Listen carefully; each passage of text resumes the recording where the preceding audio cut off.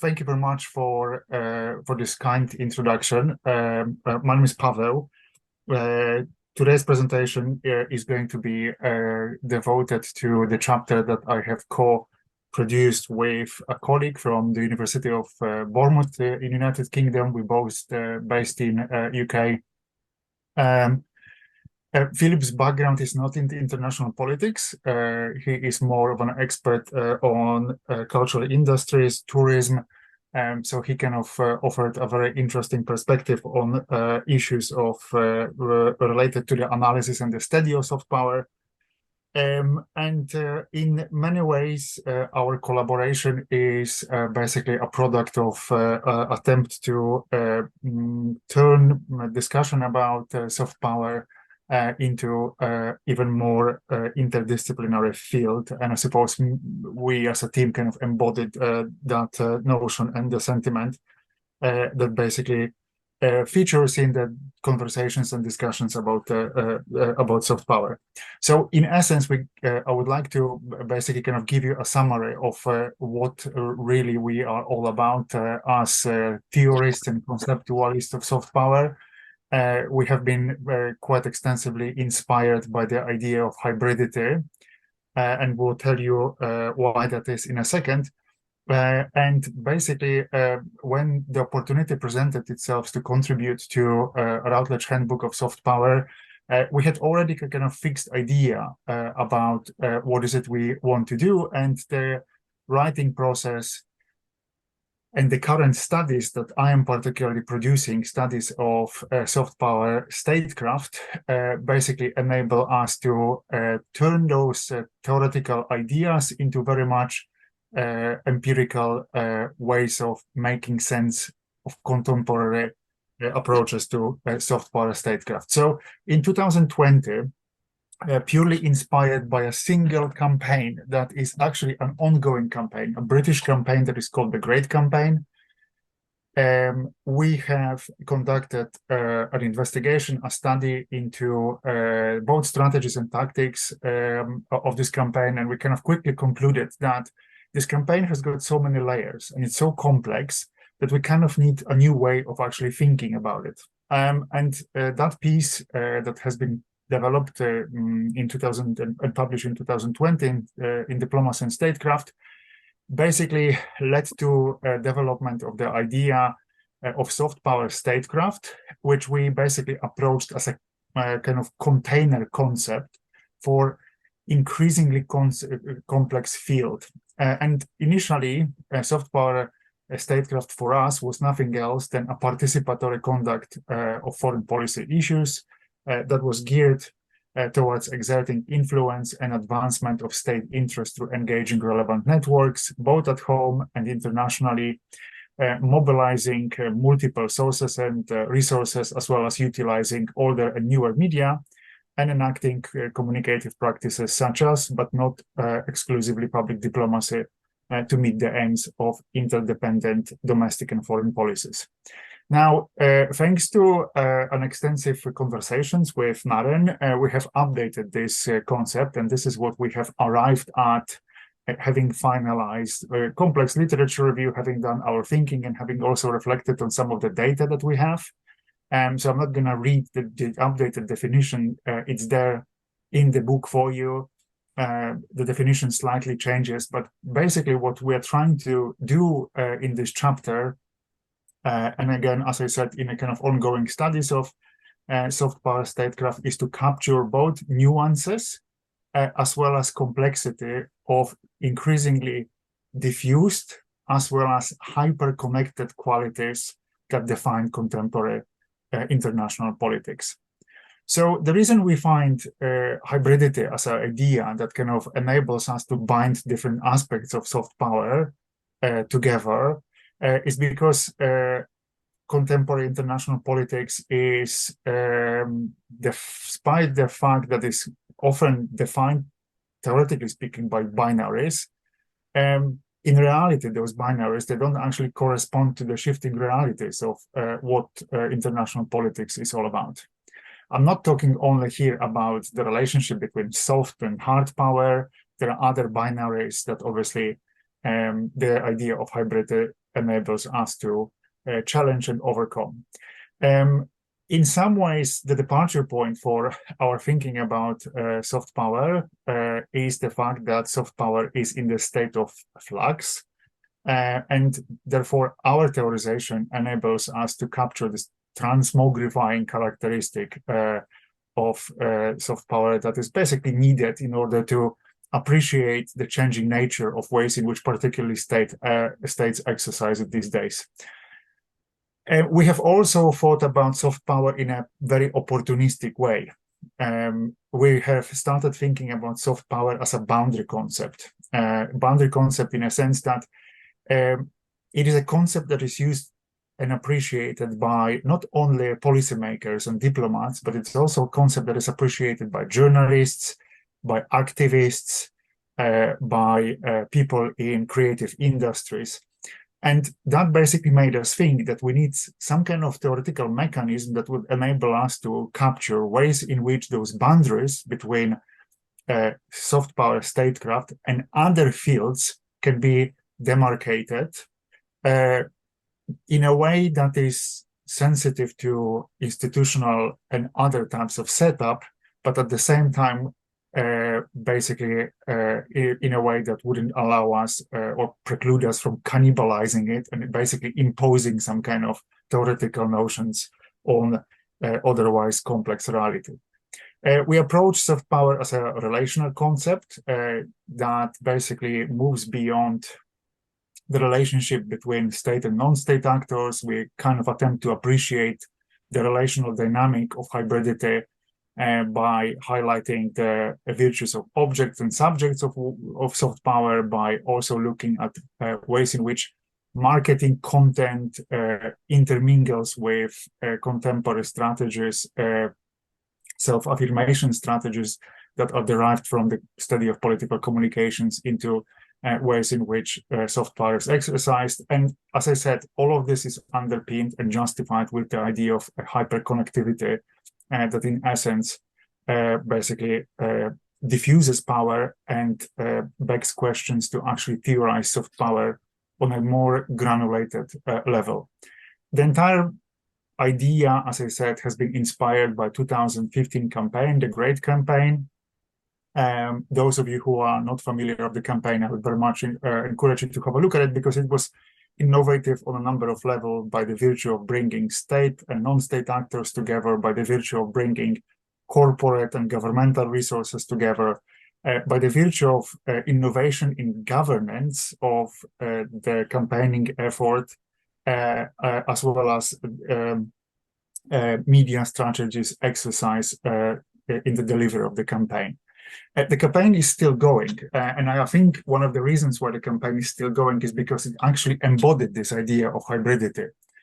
The campaign is still going because the campaigners constantly add different types of resources, creatively extending the lifespan of the campaign, besides political will that has been put and resources behind the campaign. Creatively speaking, the campaign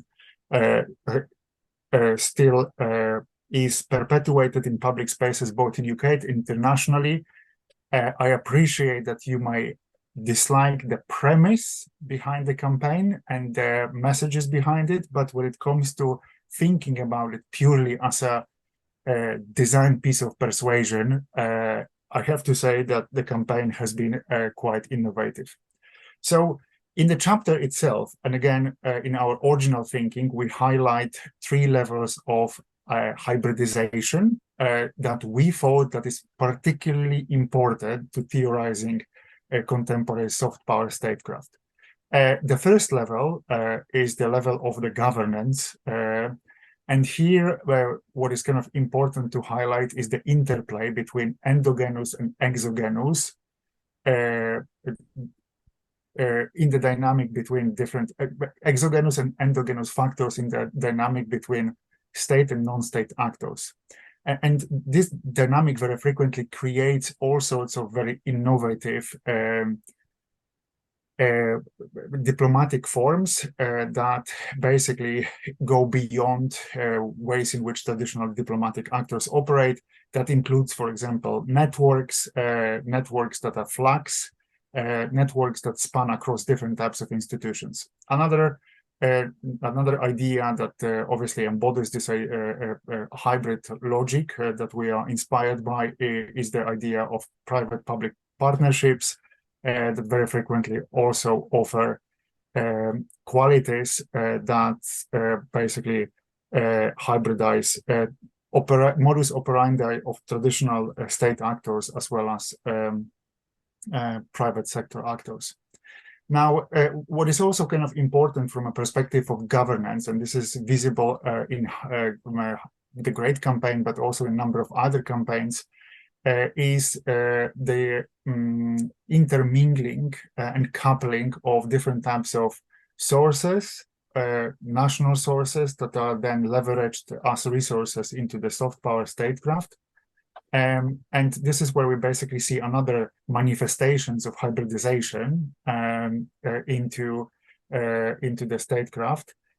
So in essence, in order to achieve what we refer to as attraction effect, hybridity basically enables to intermix those sources and resources, both tangible and intangible as well. And here the idea that has been already presented by Naren, the idea of contextual intelligence, the requirement of policymakers and diplomats to actually appreciate and have the skills and abilities to combine those resources in a way that will resonate well with foreign publics, but also in a way that will kind of eschew the silos effects of thinking about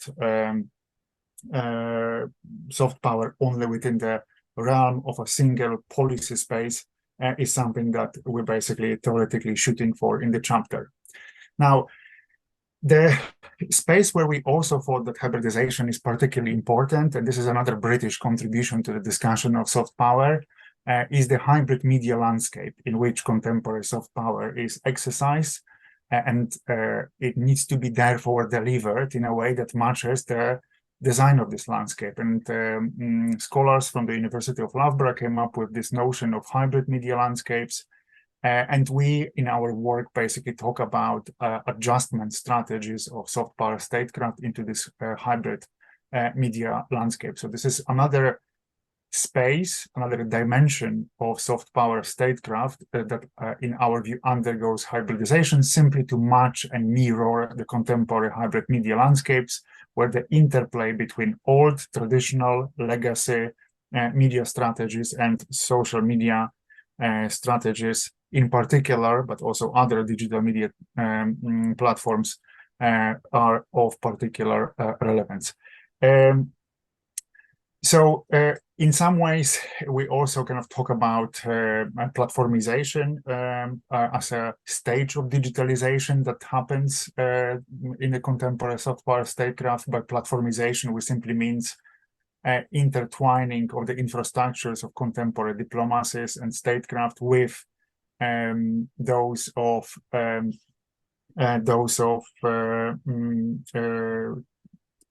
global technological giants. And there's plenty of research to actually already kind of offer evidence how we have moved on from the stage where diplomacy and public diplomacy in particular have moved on from adoption stage of platforms into adoption stage of digitalization and platformization. And the work of Viola and, for example, Charnobrook from my department neatly speaks to that sentiment. So the last layer of hybridization that is of relevance to the work that we have produced for the book, but also of relevance to the realities in which contemporary statecraft is exercised, are levels of hybridity of cultures as well as communicative practices. So we believe that basically this kind of the idea of the interplay between state and non-state actors also brought about a hybridity of cultures that different agents traveling through diplomatic circles, as well as circles of military academies and ministries of foreign affairs, created the notions whereby promotional culture of private sector intertwines and interconnects with strategic culture and creates a kind of new way of thinking about international system. The interconnection between the hybrid interconnections between those private sector cultures as well as state approaches to strategic culture also creates a environment, institutional environment in which polyvocality as a way of delivering soft power through different types of practices becomes increasingly important.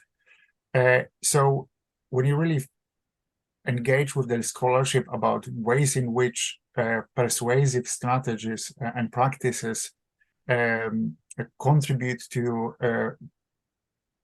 deployment of soft power, there is no shortage of practices that are described increasingly in a very professionalized and sophisticated fashion. And amongst those practices are obviously public diplomacy, nation branding, foreign aid and development, peace building, destination marketing, and mega sporting events. And in our view, bringing them together requires some kind of common denominator, which again, thinking along the lines of hybridity, helps us to appreciate the polyvocal nature of ways in which soft power is exercised.